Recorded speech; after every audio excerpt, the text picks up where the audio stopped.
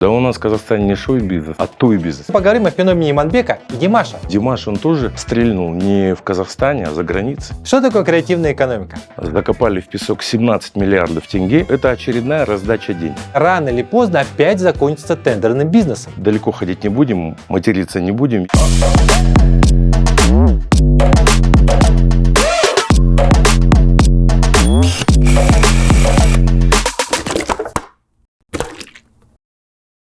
Всем привет! Мы продолжаем наш совместный проект с редакцией Айран. Сегодня поговорим о креативной экономике. Зачем нам нужно ее развивать? Какие доходы она способна принести в бюджет страны? Обсудим миллиардный той-бизнес и почему казахстанская модель шоу-бизнеса все еще далека от мировой. А также поговорим о феномене Иманбека и Димаша. И что нужно сделать, чтобы их пример успеха могли повторить и другие талантливые казахстанцы.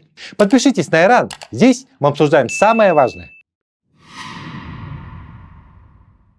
Что такое креативная экономика? Давайте разберем это на интересных фактах. Несколько лет тому назад корпорация Apple впервые стала компанией с капитализацией 2 триллиона долларов, отодвинув на второе место нефтяную компанию Саудовской Аравии Aramco. Третье же место досталось Microsoft. Получился некий символичный бутерброд, когда нефтяная компания оказалась зажатой между двумя инновационными и быстро развивающимися игроками мирового рынка. И это стало подтверждением тому, что мозги сейчас ценятся больше, чем сырье. И экономику, которая опирается на знания, технологии, инновации, творческие идеи в бизнесе, науке, искусстве, культуре, дизайне, сейчас популярно называть креативной экономикой. В современном мире спрос на кино, музыку, моду, дизайн, фотографию, театр, компьютерные игры, рекламу, медиа и коучинги растет, так как увеличиваются запросы постиндустриального общества на самореализацию, саморазвитие и развлечения. В докладе ЮНЕСКО 2013 года креативная экономика уже рассматривалась как один из наиболее быстро растущих секторов мировой экономики. Не только с точки зрения дохода, но и создания новых рабочих мест и увеличения экспорта. По оценкам ЮНЕСКО за 2018 год выручка креативных индустрий достигла почти 2,5 триллиона долларов. И по прогнозам, в ближайшие годы достигнет 10% мирового ВВП. При этом работают в этой сфере около 30 миллионов человек. Лидером в сфере креативной экономики считают Великобританию, где эта отрасль обеспечивает до 7% ВВП, и показатели там только растут. Больше всего денег приносит сфера IT, компьютерных игр и программного обеспечения. В некоторых развитых европейских странах индустрия культуры и арт-туризма приносит доход в среднем на 10% выше, чем сельское хозяйство или транспортная индустрия. Есть ли креативная экономика в Казахстане? Ее создание и развитие не обошло и нашу страну. Правда, все это происходит у нас с опозданием на 20-30 лет. Ведь когда одни страны начали создавать новую модель экономики в рамках четвертой промышленной революции, где креативная сфера была ее составной частью, в Казахстане сначала ушли от командной административной системы после развала Союза, а затем загнали страну в ловушку олигархической экономики, где ценился только креатив в рамках растаскивания бывшей государственной собственности. Но жизнь не стоит на месте. Пока наши власти до сих пор пляшут как шаманы вокруг нефтяных вышек, в остальном мире человеческий капитал становится драйвером экономического развития. И даже через асфальт может прорасти росток. Поэтому внутри Казахстана часто не благодаря, а вопреки существующим обстоятельствам уже появились креативные и талантливые люди, которые готовы менять страну в лучшую сторону. Главное им не мешать и поддерживать. Но пока можно выделить лишь несколько шагов по этой поддержке. Например, утверждена концепция развития, а также проект дорожной карты и 43 вида экономической деятельности, относящиеся к креативным индустриям. В 2018 году в стране уже насчитывалось свыше 17 тысяч предприятий, которые можно было отнести к креативной индустрии. Но доходы этой сферы в Казахстане не достигают даже 1% валового внутреннего продукта. В 2016 по 2020 годы креативная индустрия принесла в наш бюджет 834 миллиарда тенге. Но ведь потенциально эта отрасль может дать намного больше. И для этого у нас есть хороший человеческий капитал. Пример – это наши таланты. Димаш Кудайберген, Айсултан Сеитов, Иманбек. И ведь все они пробили себе дорогу сами, несмотря на отсутствие какого-либо интереса и поддержки со стороны государства. Чиновники объявились только потом, когда они уже стали известными на весь мир артистами. А ведь в Корее популярная группа BTS по подсчетам исследовательского института Hyundai приносит экономике страны около 3,5 миллиардов долларов. Мерч, косметика, разная атрибутика, связанная с бойсбендом, приносит еще более миллиарда долларов. А в 2017 году каждый 13-й турист приехал в Южную Корею именно из-за BTS. У нас, к сожалению, хоть и рынок казалось бы, большой, Да. люди постоянно что-то создают. Потенциал вообще интеллектуальный в Казахстане просто огромный. Да. Проблема в том, что у нас нет как класса вот этих вот, скажем так, продавцов, продюсеров, Менеджеров интеллектуальной да. собственности. То есть, грубо говоря, бизнес ведь делают бизнесмены. Так вот, у нас именно системы подготовки шоу-бизнесменов нету. И поэтому, если так посмотреть со стороны, долгие годы Казахстан, он представляет такое некое болотце, Мгм. где, да, есть талантливые люди, но они не могут себя реализовать. Ну, далеко ходить не будем. Тот же, самый классический пример, тот же Иманбек. Мгм. Иманбек, это его успех, это не результат деятельности наших менеджеров. Мгм. Да, Димаш, но опять же, Димаш, он тоже стрельнул не в Казахстане, а за границей. К счастью, просто у Иманбека, наверное, не оказалось рядом ни одного родственника, который знаком с системой культуры в Мгм, Казахстане. мгм. То есть у него не было в голове шаблонов, на нем не висел Да, вот да. этот негативный опыт наших многих творческих людей, что, чтобы, как говорится, раскрутиться, стать известным, обязательно надо пройти по всему этому адовому кругу, Да. участие. Зазнакомиться с министром обязательно. Да. В последнее время на официальном уровне стало модно говорить про креативную экономику. При этом казахстанские чиновники часто по-своему понимают, о чем они говорят. Если во всем мире креативная экономика базируется на свободе творчества, то у нас власть по привычке хочет сама руководить творческим процессом, создавая или курируя те или иные креативные индустрии. Но есть риск, что все это рано или поздно опять закончится тендерным бизнесом, где аффилированные с властью бизнес-структуры будут проявлять креатив только в различных схемах получения государственных денег, не создавая тот самый творческий продукт, который имел бы экономическую ценность. Сущая часть нередко происходит, например, в сфере кино. В конце 2023 года прокуратура, например, выявила на Казахфильме хищение на сумму более 400 миллионов тенге, выделенных на съемки фильма. Но дело не только в воровстве госденег. Даже то, что доходит до съемочной площадки, зачастую тратится на бессмысленные проекты, о которых никто даже не слышал. Это признают даже сами чиновники. За 30 лет Казахфильм выпустил 600 кинокартин. В прокат вышло 52 фильма. Это 8%. Я сейчас не буду говорить, сколько фильмов окупилось. Если я скажу, то из всей коллеги запомнят только эту цифру. В стране создан и Государственный центр поддержки национального кино. Но и эта поддержка не смогла сделать нашу киноиндустрию локомотивом креативной экономики. Хотя стоит признать, что те казахстанские киношники, которые никак не связаны с государственными деньгами, как раз и показывают хорошие результаты.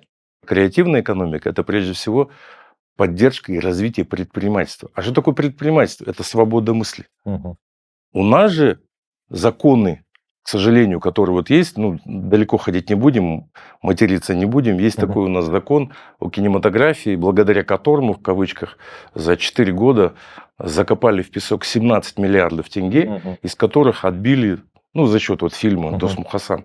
А все проблема в чем? В том, что вот этот Государственный центр поддержки национального кино, он сразу априори отбирает имущественные права, не давая кинематографисту заработать на прокате. Соответственно, туда, в этот центр, идут те, которые привыкли к халяве государственной. Когда они знают, что это кино однозначно сразу ляжет на полочку. Вот. В лучшем случае они повезут его там на какой-нибудь кинофестиваль, получат какой-нибудь приз, и все. Но вопрос в том, что это кино никто не увидит в кинотеатрах.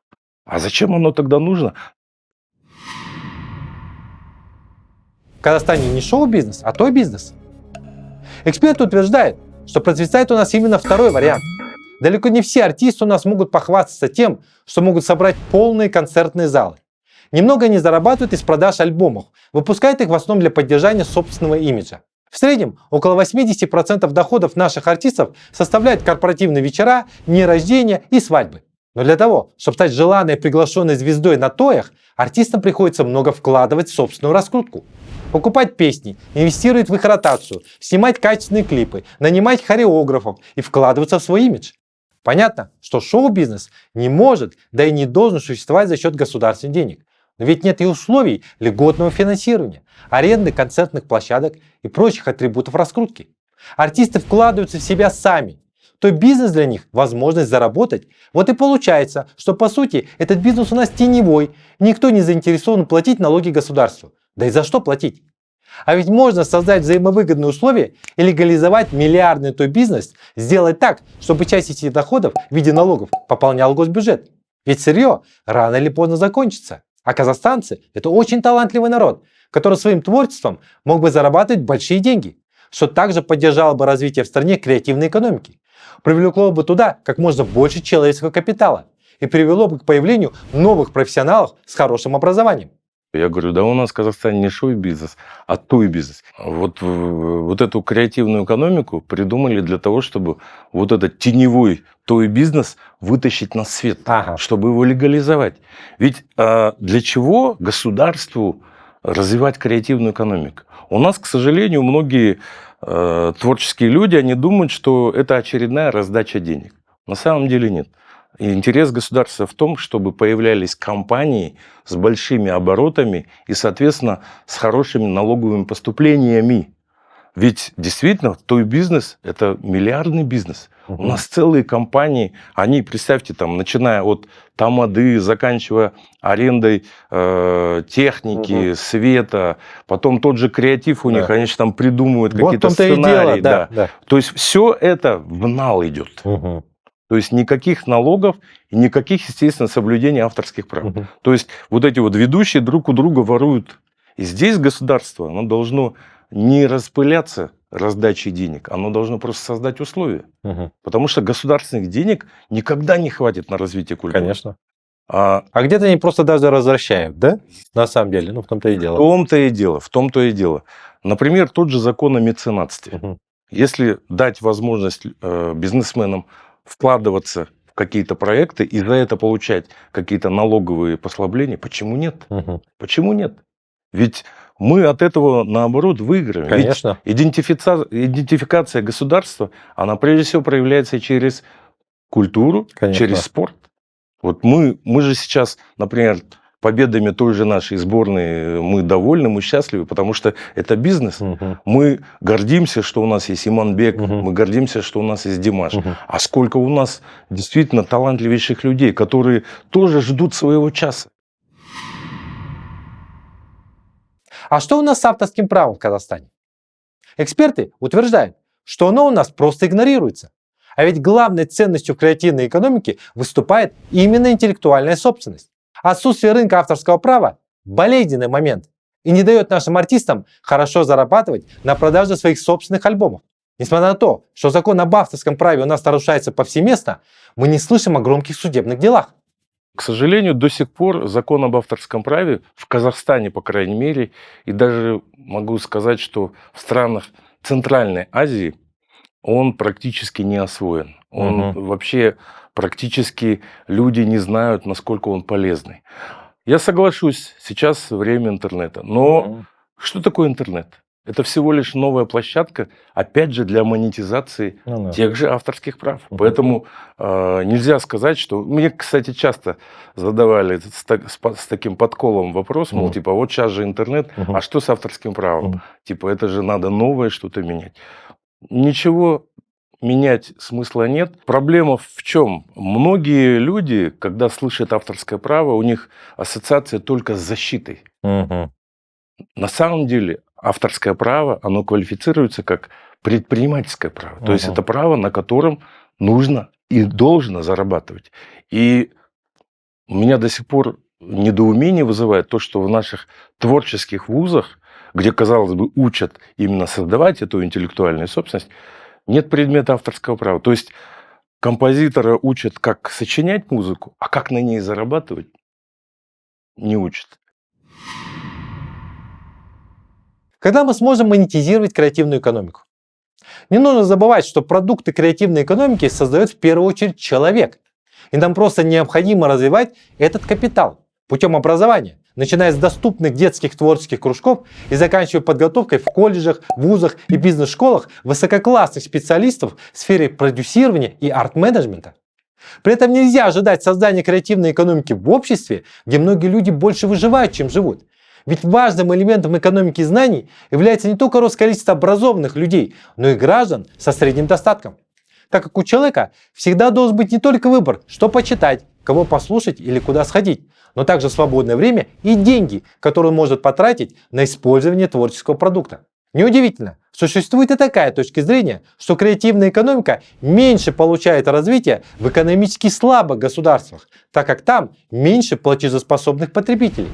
Мало выделяется денег на поддержку и развитие культуры, искусства и науки.